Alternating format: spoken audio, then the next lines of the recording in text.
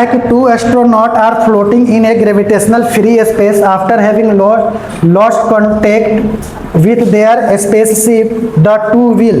पहला ऑप्शन पढ़ो क्या कह रहा है, keep floating at the same distance between them, move towards each other, move away from each other, और विल बिकम स्टेशनरी। पहले से क्या हो जाएगा, B. Next question, second question सोचो। A sphere of mass m and capital M are situated in air and the gravitational force between them is F। यानी जब air में है, मान लो कि एक मास m है, दूसरा मास कैपिटल M है, अपनी तरफ से डिस्टेंस मान लो r है, तो जब एयर में है तो इसके पास फोर्स कितना है, F है। आगे पढ़ो। The space around the masses is now filled with liquid. अब एयर के दो जगह मैंने क्या किया, लिक्विड को फिल कर दिया। तो जब लिक्विड को फिल किया तो स्पेसिफिक ग्रेविटी 3 दे रखा है, तो the gravitational force will now be, यानी अब ग्रेविटेशनल फोर्स जो एफ डैश होगा वो कितने के बराबर होगा, 4 ऑप्शन दे रखा है। मैंने बोला था कि ग्रेविटेशनल फोर्स जो होता है वो मीडियम पे डिपेंड नहीं करता है, तो उसके साथ तुम एयर मिलाओ, उसके साथ तुम लिक्विड मिलाओ, पेट्रोल मिलाओ, डीजल मिलाओ, केरोसिन मिलाओ, फोर्स चेंज नहीं होगा। तो आंसर कौन सा होगा, बी। आंसर क्या होगा, बी। यानी फोर्स चेंज नहीं होता है, मीडियम चेंज करोगे फोर्स चेंज नहीं होगा। तो सेकंड का आंसर आ गया बी। थर्ड का आंसर बताओ, थर्ड का आंसर बताओ।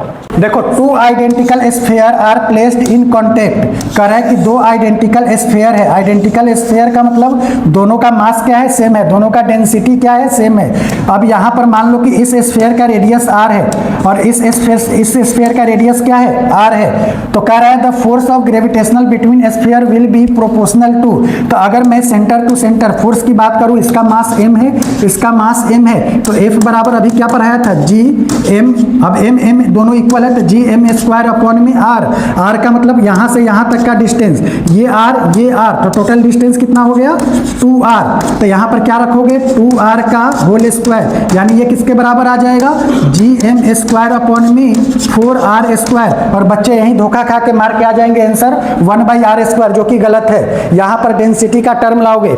रो बराबर क्या होता है, रो बराबर होता है, बोलो, रो बराबर डेंसिटी बराबर क्या होता है, मास अपॉन में वॉल्यूम। तो अगर मैं मास को रिप्लेस करूं तो मास बराबर क्या हो जाएगा, रो इंटू वी। अब स्फीयर का वॉल्यूम क्या होता है, स्फीयर का वॉल्यूम सबको पता है क्या होता है, 4/3 पाई आर क्यूब, यही होता है ना।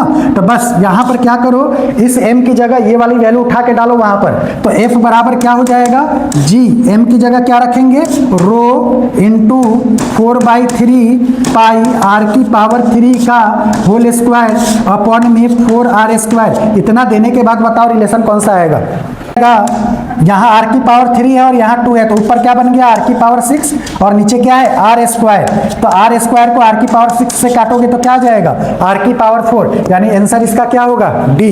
तो याद ये मत रखना कि 1/r स्क्वायर के डायरेक्टली प्रोपोर्शनल होगा। जब भी आइडेंटिकल स्फीयर बोलेगा तो इसका मतलब डेंसिटी का टर्म आएगा। तो डेंसिटी के टर्म में जो मास की जगह होगा वो फॉर्मूला रख के r की वैल्यू निकाल दोगे। क्वेश्चन नंबर 4 पढ़ो एक बार और सोचो कैसे होगा। Circle of radius r। तो पहले एक सर्कल बनाओ, यह आपका सर्कल है, ठीक है, जिसका रेडियस क्या है, r है।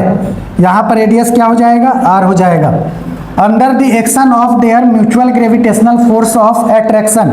तो मान लो कि एक मास m1 यहाँ पे है और दूसरा मास इस पोजीशन पे m2 रख दो। तो कह रहा है the speed of v each particle m बराबर mass of particle.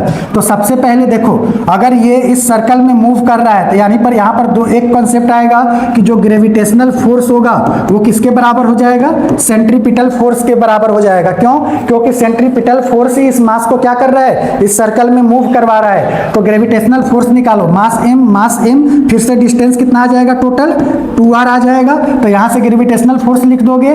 Centripetal force किसके बराबर होता है, सेंट्रीपिटल फोर्स बराबर किसके होता है, mv स्क्वायर अपॉन में r का मतलब r ही है। तो यहाँ से यही भी पूछा है कितना होगा। चलो मैं इधर भी लिख के देता हूँ, g यहाँ पर क्या आ जाएगा, दोनों मास इक्वल है, तो जी एम स्क्वायर अपॉन में 2r। तो यहाँ पर हो जाएगा 2r का स्क्वायर। यहाँ से जल्दी से इस v की वैल्यू बताओ कितना आएगा, फटाफट m से m काट देंगे तो यहाँ पर जो बचा उसको लिखो, यानी जी एम अपॉन में 4r स्क्वायर बराबर यहाँ पर हो जाएगा v स्क्वायर अपॉन में r। एक r से एक r को शहीद कर दो, तो अब v निकालना है, तो v स्क्वायर बराबर आ गया हमारा gm अपॉन में r को मत भूलना 4r, स्क्वायर हटाओगे तो इस पे रूट चढ़ेगा, तो रूट चढ़ेगा तो देखो 4 बाहर आ जाएगा 1/2 बन के, लेकिन ये बाहर नहीं आया तो gm अपॉन में r रह गया। कौन सा ऑप्शन दिखाई दे रहा है? 1/2 अंडर रूट gm अपॉन में r, 1/2 under root gm upon में r, बी ऑप्शन। समझ में आया कैसे किया?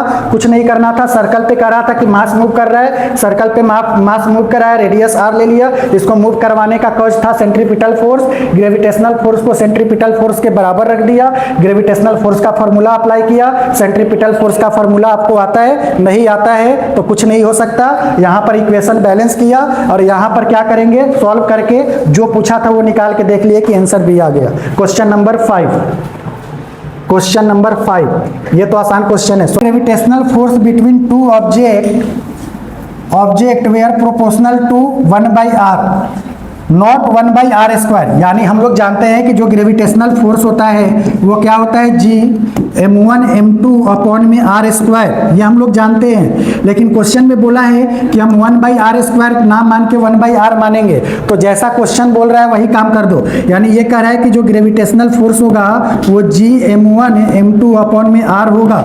आप कहोगे कि सर ये गलत है, ऐसा क्यों लिखे? क्योंकि क्वेश्चन ने बोला है मेरे को where r is the separation between them, करे then a particle in circular orbit. Circular orbit जब भी बोलेगा तो ग्रेविटेशनल फोर्स को सेंट्रीपिटल फोर्स के बराबर रखना होता है। अंदर ऑर्बिट ए फोर्स करे would have its orbital speed v proportional to, यानी जो वेलोसिटी आएगा वो 1/r स्क्वायर के प्रोपोर्शनल होगा।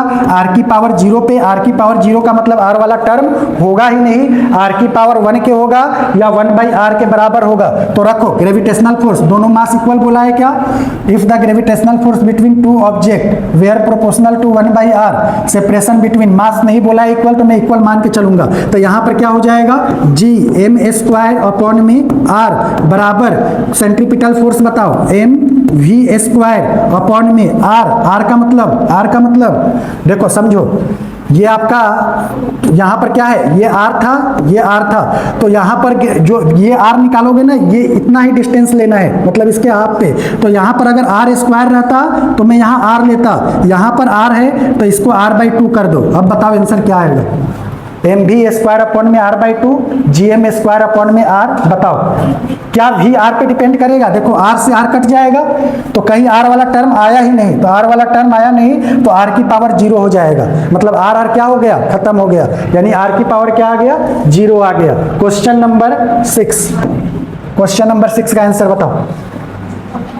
तुम लोग से देखो 3 mass each equal to m are placed at the 3 corner of square, यानी स्क्वायर बनाओ पहले, ये आपका क्या है, स्क्वायर करा है। 3 masses each equal to m, यानी 3 मास है जो कि m के बराबर है। m यहाँ पर भी क्या लेंगे, m, और यहाँ पर भी क्या ले लेंगे, m। जैसा बोला वैसा कर दिया। Corner to square of side a, तो साइड ए बोला है तो साइड ए बोल दो, यानी स्क्वायर है तो सबका साइड ए हो जाएगा। आगे पढ़ो। Calculate the force of attraction on unit mass at the 4th corner, यानी इस 4th कॉर्नर पे आपको क्या करना है, फोर्स ऑफ अट्रैक्शन निकालना है। तो यूनिट मास, यूनिट का मास का मतलब ये कितना दे रखा है, 1 kg मास दे रखा है। अब सोचो, इतना बताने के बाद पहले डायग्राम बनाओ और सोचो कि इस पे फोर्स कहाँ कहाँ से लग रहा होगा। देखो एक तो ये m फोर्स लगा रहा होगा, एक ये m लगा रहा होगा और एक ये m लगा रहा होगा। बताओ, देखो मैं ही समझाऊंगा। मास m है, 1 kg मास है, तो एक देखो, एक इस पे ये वाला फोर्स लग रहा होगा। मान लो कि ये फोर्स लग रहा है आपका F1, एक ये फोर्स लगा रहा होगा, मान लो ये फोर्स लग रहा है F2, एक ये फोर्स लगेगा ये वाले लाइन से, तो ये मान लो फोर्स लग रहा है F3। तो मैंने क्या किया, इस मास पे जो जो मास फोर्स लगा रहा था उस डायग्राम को मैंने यहाँ पर बना दिया। बनाने के बाद अब देखो, जब भी फोर्स निकालोगे तो आपको जाहिर सी बात है ये डिस्टेंस पता होना चाहिए। तो क्वेश्चन में तो इसका डिस्टेंस पता है, इसका डिस्टेंस पता है, ये डिस्टेंस कितना हो जाएगा, थोड़ा सा मैथ आना चाहिए। अगर स्क्वायर है तो डायगोनल हो जाता है √2 इंटू ए, बस इतना कर लिए। तो इसके बाद क्या करोगे, F1 निकालो, यानी F1 बराबर क्या हो जाएगा, F1 बराबर जी एम m इंटू दूसरा मास कितना है 1, दोनों के बीच के डिस्टेंस कितना है a, तो F1 कितना हो गया gm अपॉन में a स्क्वायर। F2 बताओ, F2 कितना होगा, F2 बराबर क्या सेम हो जाएगा क्योंकि डिस्टेंस a है, तो यहाँ पर क्या हो जाएगा gm इंटू 1 अपॉन में a स्क्वायर। तो ये दोनों फोर्स बराबर है, तो क्या मैं इसको F बोल सकता हूँ, तो मैंने क्या किया F बोल दिया। F3 निकालो, यानी F3 बराबर क्या हो जाएगा, F3 बराबर हो जाएगा m1 m2 अपॉन में r स्क्वायर, साथ में g आएगा, तो यहाँ पर g रखो, m1 का मतलब 1, m2 का मतलब m अपॉन में डिस्टेंस कितना है √2a का होल स्क्वायर, सॉल्व कर लो, यानी F3 जो आएगा F3 बराबर हो जाएगा gm अपॉन में √2 का मतलब 2 अपॉन में a स्क्वायर। इस F3 बराबर gm अपॉन में 2a स्क्वायर आ गया, तो मैं ये F3 निकाल लिया। अब मेरे को टोटल रिजल्टेंट फोर्स बोला है, तो वेक्टर से आप लोग जानते ये F1 है, ये F2 है, यानी एक रिजल्टेंट फोर्स यहाँ Fr आएगा। तो अगर मैं ये रिजल्टेंट फोर्स निकालूंगा, यानी इस दोनों का रिजल्टेंट, तो Fr बराबर क्या हो जाएगा अंडर रूट,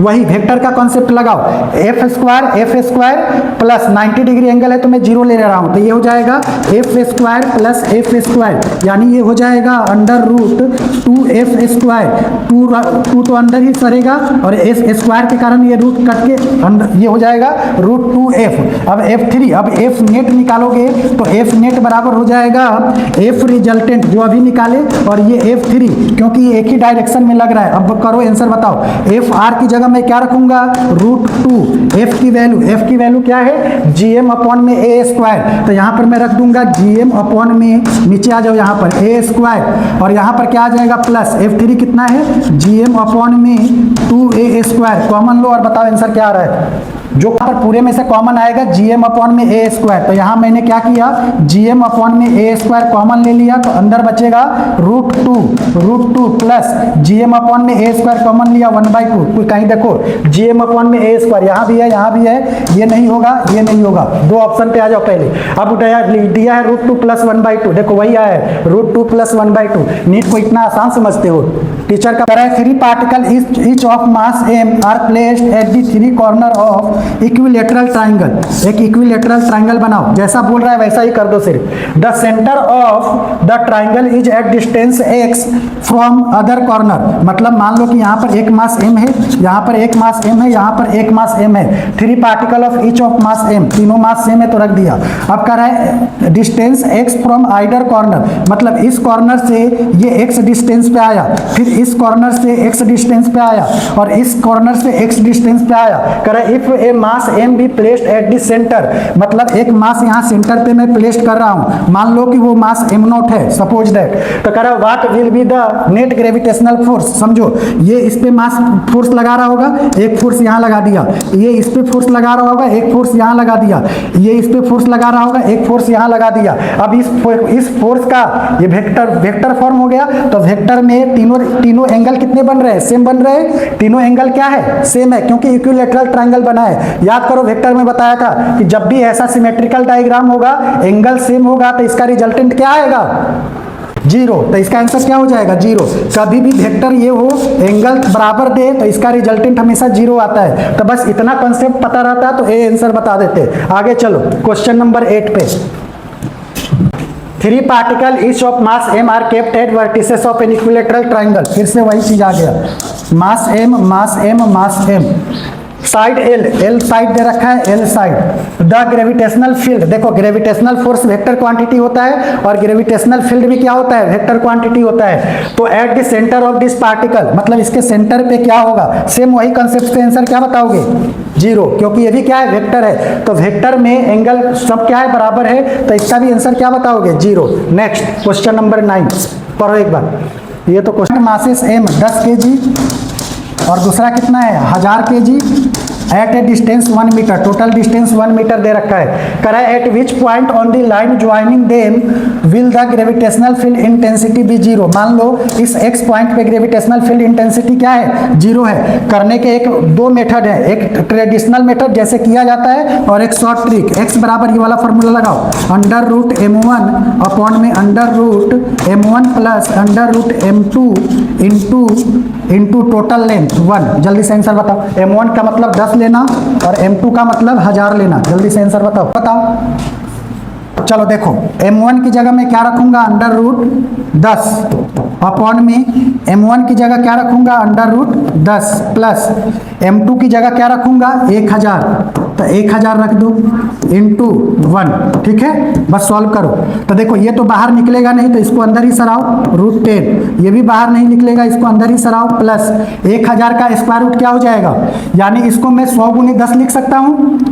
अरे समझो, इधर समझा दे रहा हूँ, इसको मैं 100 गुने 10 लिख सकता हूँ, तो 100 तो बाहर आ जाएगा 10 बन के, और ये रूट 10 अंदर ही सरेगा, तो सराओ इसको, 1 का मतलब 1 ही रखो, तो रूट 10 ये क्या हो जाएगा, रूट 10 अपॉन में 1 रूट 10 और 10 रूट 10 कितना हो जाएगा, 11 रूट 10, 11 रूट 10 से रूट 10 कट गया, 1/11 टाइम्स, कहाँ दिया है, 1/11 टाइम्स, बी ऑप्शन। समझ में आया। तो कैलकुलेशन भी करने आनी चाहिए, पहले तो ट्रिक पता होना चाहिए था, कैलकुलेशन करने आना चाहिए। सेम इसी ट्रिक पे ये क्वेश्चन नंबर 10 है, इसको गलत मत करना, सेम वही कंसेप्ट लगाओ जो अभी बताया था। x बराबर फॉर्मूला लगाओ, अंडर रूट m1 अपॉन में under root m1 plus under root m2 into total distance देखो कितना दिया है, if the mass of is m/81 where m is the mass of earth, find the distance of the point where gravitational field due to earth and moon cancel each other from the center of moon, given that distance between center of earth and moon is 60 r, यानी यहाँ पर 60 r रख दो, where r is the radius of earth। अब देखो, if the mass of moon is m/81, यानी जो आपका अर्थ का मास लेना है वो m लेना है, और मून का मास m/81 लेना है। जाहिर सी बात है, m1 की जगह रखोगे m/81 और m2 की जगह रखोगे m। चलो आंसर बताओ।